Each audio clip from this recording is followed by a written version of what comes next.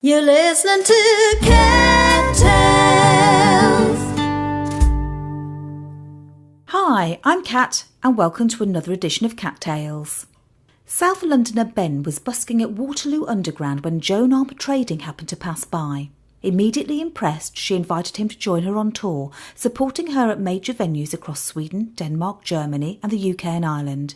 Hailed as a latter-day Bob Dylan, Ben has 2 albums and 2 EPs on his own label under his belt and is now releasing a great new single, Midnight Blue, under the Nub Music label. This is the one with Ben Holland. Tell me about how it all started then, Ben, because your background, this is what I've been told so far, is that you were busking at Waterloo Underground and then you were discovered, which sounds amazing. Tell me about it. Yeah, it was one of the best strokes of luck that I've had the pleasure of having. Really, I was busking away in Waterloo Station. This was in 2012, and I still remember the song I was playing. Actually, I was playing the song called, it's an old folk song at the time called "Wild Mountain Time," and then in the corner of my eye, I saw Joan Armatrading just standing there.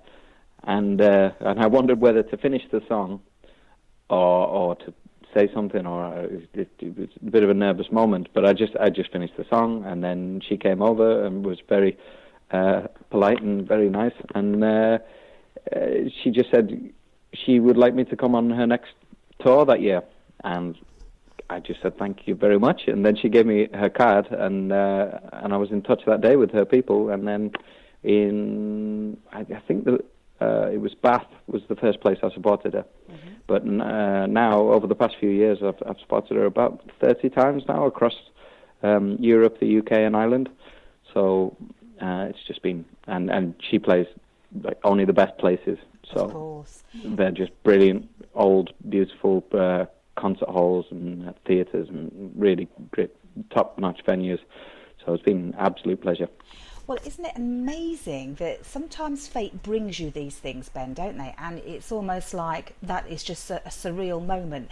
When you saw Joan for the first time then, when you were busking, did you recognise her straight away? Or did you think, I think she's somebody, but I'm not quite sure. What went through your mind? She was in the corner of my eye for a moment, but then as soon as I turned my head, then I was like, oh my God, it's Joan Armatrading. So, I mean, I've grown up all my life. I've known Joan's music. It was my mum especially when I was a kid. But Joan's music has been there just all the way through my life, really.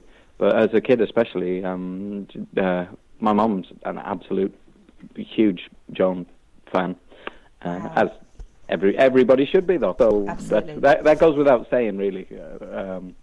Her music's so great that everyone's a fan.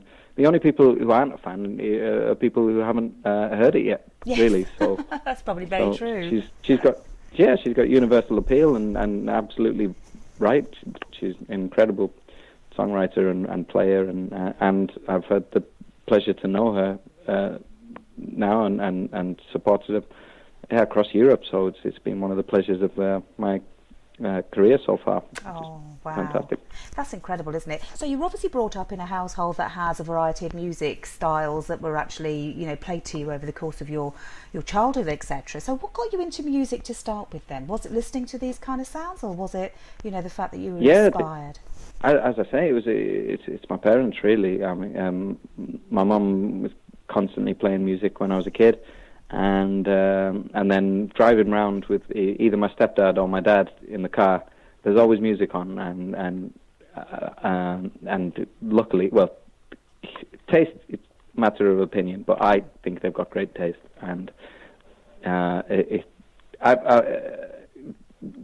just very lucky to have the two sides of my family, my stepdad and my dad, and my mom and my stepmom. They're just all. Like, they introduced me to people like Bob Dylan, and from a young age, and Joan Armatrading, as I say, and early blues, lots of early blues, and English and Irish folk music, and all kinds, rock, and to anything really. But they've got very wide taste, and classical as well. And I like a bit of classical every now and then. Yes, who doesn't? Who doesn't? And if they don't, then they haven't been introduced to it, as you say rightly, Ben. Yeah. So actually, you have in fact been compared to Dylan, in terms of like your own performing and your own sort of songwriting, which I guess is a wonderful. Who better to be compared to? That's terrific, isn't it? But Well, yeah. how I know that you've actually done a couple of albums, a couple of EPs already, but you're launching this week your brand new single, aren't you? Called Midnight Blue. What was the inspiration behind that? That's right, yeah, that's on this Friday. It's the 19th of October that's coming out. And yeah, it's a strange one, this song, because usually I write songs quickly and finish them within. I like to just sit down in the morning, and if I've got a song, either goes one or two ways, really. I'll start writing it, and then if I don't like the way it's going, it goes in the bin, and it's over and done with quickly. Mm-hmm. Or if I like the way it's going, I'll sit down and finish it, hopefully in one sitting. And that's almost all my songs. I'll just stick with them until they're done. So it could take, sometimes it's quick, or sometimes it can take longer. But it's usually all done in one day for each song. Wow. And then, I think that's the best way to make it all make a solid overall sense. I think if it's done in one, at least that's what works for me. Yeah, I can understand that. But with this song's different because it's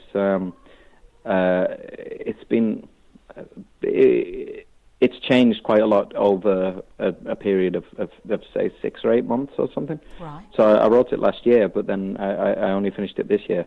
So it's been more of a longer process. But yeah, the original idea from last year, the song sort of speaks for itself, I suppose, because it's quite a simple song of missing someone and wondering if they miss me now or even if they ever did. Mm-hmm. That kind of thing, and it's life experience. It was someone who I don't miss anymore, so but I missed them at the time, so. And useful to write a song about, because that's what they say. All the best songwriters are actually inspired by their own personal experiences. I mean, that's the best stories to tell, aren't they? Really? Well, I think so. It depends on half of my songs are about what you can't avoid what happens to you. It just does, and then songs come out of that sometimes. But I also like to write about events that happen in the world. So. It's about a 50-50 split, really. I try to write more about the events that happen in the world. They're more interesting to me. But then things happen to you in your own life, and you can't avoid writing about them because it just comes out when you sit down with the pen and paper. Yeah. So it's about a 50-50 split, like I say. So do you start with the lyrics then, Ben? Is that how you normally go about your songwriting? Is it sort of your idea formulates in your head and your lyrics start to come and you write those down and then you go to the melody, or is it the other way round? It can depend on the song and the circumstance, really. But I do often I'll sit down and I like to sit with a coffee and just have a think with a pen and paper. That's sometimes the way, but sometimes it'll be walking along the road and then you just get some kind of melody in your head and a pattern, and then I'll make a quick note of it and maybe develop it at a later date. Or sometimes it could be when I'm playing just on my own. I've got the guitar and just messing around, and a song can come out that way. But there are different ways it can come, I suppose, and it depends on. But usually I'll write the lyrics first. And then the rest of it kind of follows. I love that. Yeah. So you've already done a couple of albums and a couple of EPs. So you wanted a career in music, obviously, before you met Joan, and then you had this serendipity moment in Waterloo station there. Did you think that busking was a route in to music, or why were you actually in Waterloo in the first place? What drove you to go there? Oh yeah, I mean, it helps to pay the rent. So I could not. I only make music, so it's my sole occupation, and it has been now for 8 years, I think, around about 8-9 years. and it's really difficult. I mean, if any musicians are listening, they know it's difficult to get by, and on I think in lots of industries that are similar to music as well. But it's, for me, it's two purposes, because it helps to pay the rent, but it's also, it's paid practice, really, because you need to practice a lot as a musician to keep up your chops, and I find it much easier to practice in front of an audience, because it's a two-way thing when you play to an audience, and I so much more prefer that. So, you know, I don't like sitting in my room alone and playing to nobody. It feels like it's very strange, I think. Yeah. I need a reaction, or I feel like it's a waste of energy, I suppose. So I really enjoy it, and it's very necessary in my time on busking on the underground, and it really helps develop your songs as well, because you've got an immediate test in front of you, really. If you can tell by the look on people's faces if you're onto something with a new song, or if you just really should bin the song, which is often the case. I think I've been about 70% of the songs that I begin. So wow. That's a high number. You've got high standards, Ben, obviously. You really or have. either that, or 70% of the songs are so terrible, and they shouldn't see the light of day. It's one of those. I'm sure that's not the case. But you're right. I can imagine that, you know, that's the only way to improve, or to, in fact, craft the final version of the song you're going to perform, I guess, is actually getting that interaction from the audience, isn't it? And a lot of the music that you do has got its roots in folk, hasn't it? So, in a way, that has grown up with that interaction of the audience, one man and his guitar, or a couple of people standing there. So do you think that's been true to that sort of genre of music? Yeah, well, I think, I mean, I've never really cared too much. I mean, genres are there, and there is a big difference between, like, say, blues and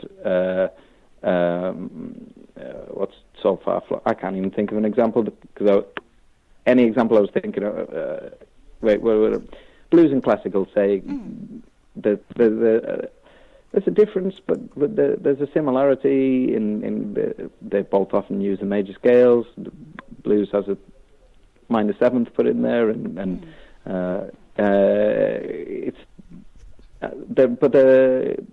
so I don't know.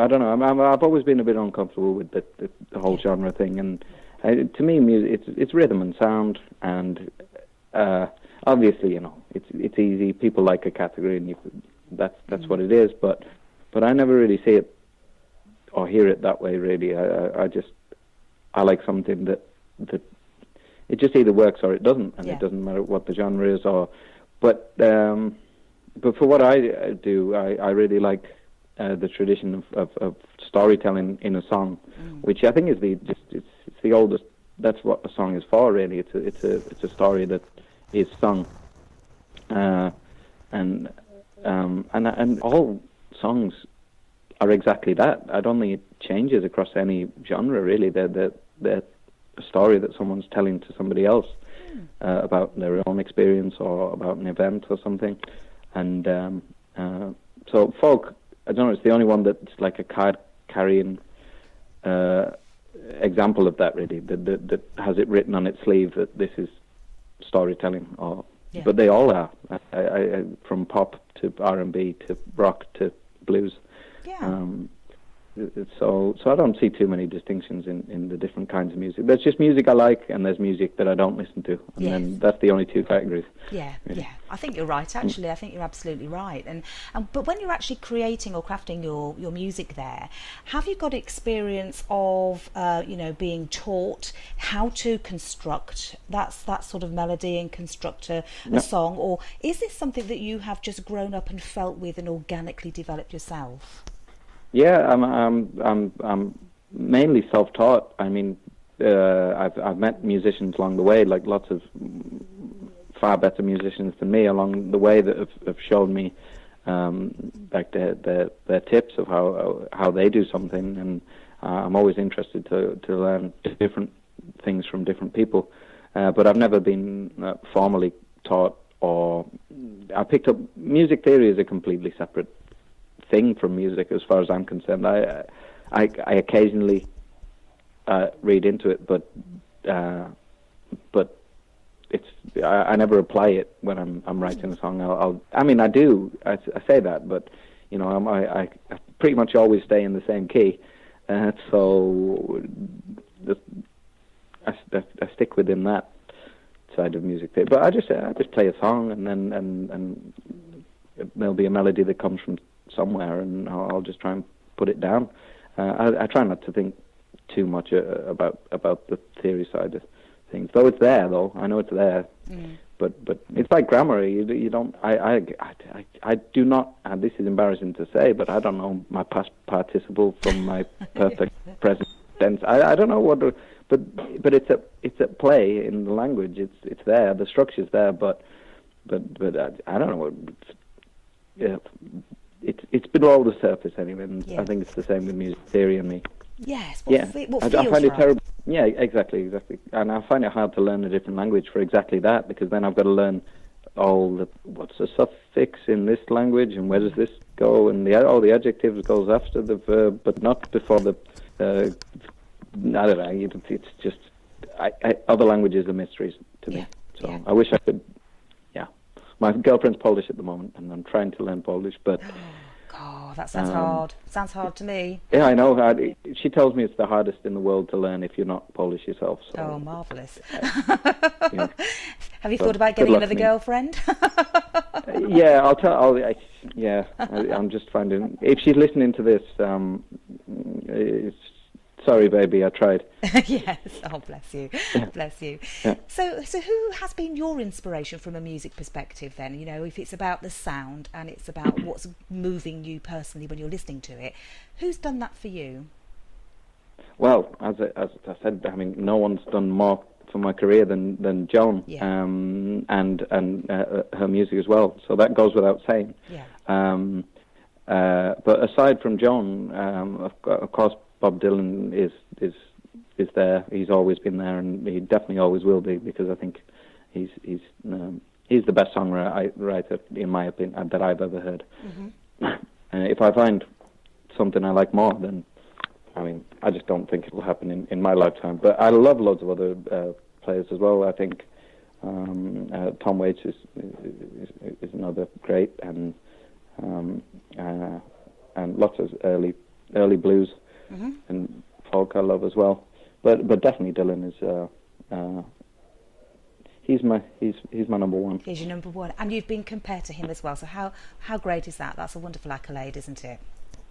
Yeah, well, apparently once we topped and tailed the same bill at a festival in 2012 Hop Farm Festival, which was which was pretty good. So I was on the same poster as Dylan. He headlined it, and then I tail-lined it, I suppose, if there's even a word. Tail-line. So I was on you can still have a look on Google and search Ben Holland Hop Farm, and you can see you can see that poster. Oh, that's and amazing. I'm up there. Well, I'm one of the very last names on the entire poster, and he's obviously headlining.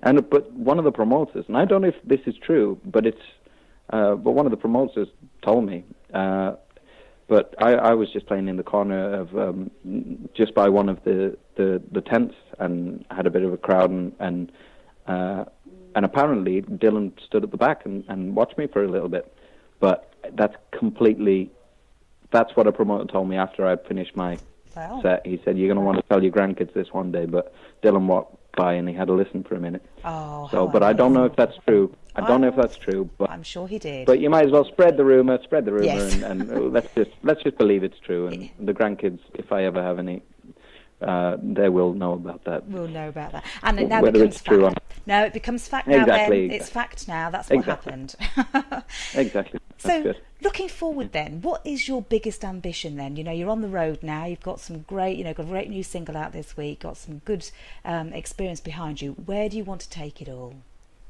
I want to write the best songs that I can possibly write. So that hasn't changed since the moment I started music. I just it's always write the best thing that I can do, and then move on, and hopefully who was it? I can't remember who said it, but fail better is the quote. There's a playwright, I can't remember who, but each time you've just got to fail better. And so I hope the next song I'll fail better, and then I'll fail better, and then I'll just keep writing songs, basically. That's a wonderful sentiment, isn't it? I love that. So, well, thank you very much. I do. I love that. So, tell me, Ben, where can people buy your single? Let's get some sales for you. Where can they get your single? Please, yeah, that would be great. I mean, every penny goes to feeding me, so I spend my money on nothing but rent, food, and the occasional guitar string. And it's usually the G string. If you play guitar, you know this, but it just breaks all the time. Don't know why it's the G. Something about it, but. So yeah, feed me, buy me strings, and the best place is my website. So it's ben-holland.co.uk, and but you can find me on Twitter or Instagram. Send me a message, send me a direct message on anything. You can quite easily get me, and I can put a CD in the post if that's what someone would like. Perfect. Well, that sounds wonderful. So what I'm going to do now is I'm going to play for all the listeners here your brand new single, Midnight Blue by Ben Holland, and I'm going to say go out and buy it. And it's been a pleasure speaking to you, Ben. Thank you so much for your time. Absolutely, my pleasure.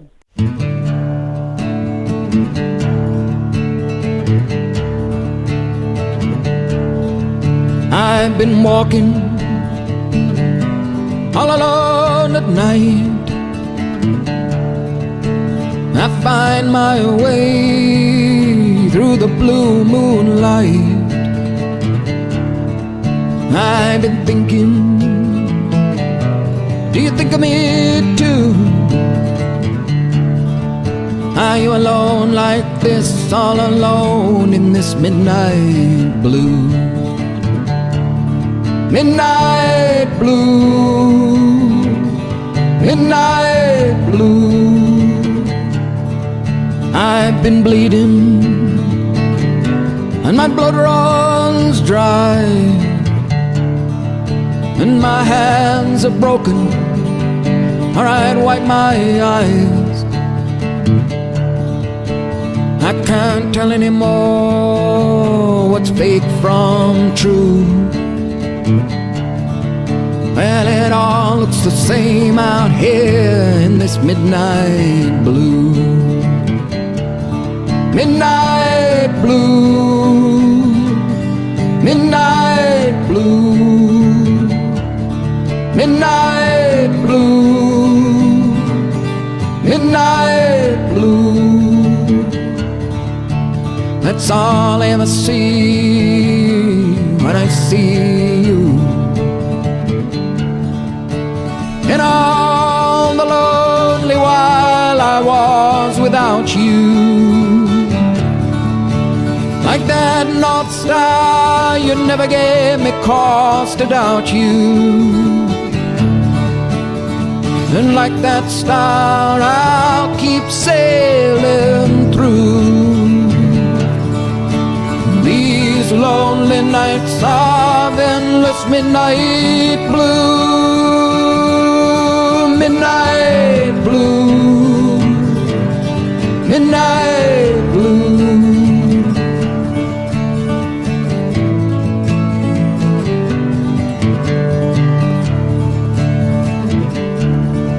So your heart bleeds, that's been done before. We've been down that road and we closed that door. It's an old idea, I'm just trying to make it new. I found it written on the heavens in the ink of that midnight blue. Midnight blue, midnight blue. That's all I ever see when I see you. Midnight blue, midnight blue. That's all I ever see when I see you.